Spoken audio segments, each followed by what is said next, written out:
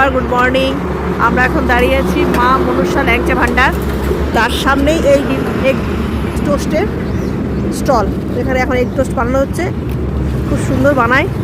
বানানোটা দেখায় আপনাদেরকে, শেয়ার করি। এখানে একবার এগ টোস্ট খেয়ে দেখুন।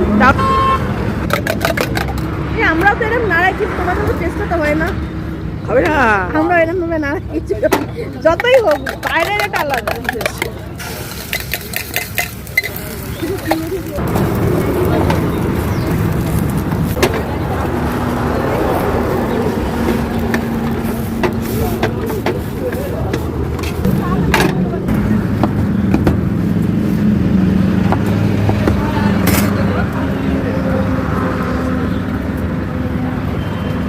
দেখি বাস, থ্যাংক ইউ।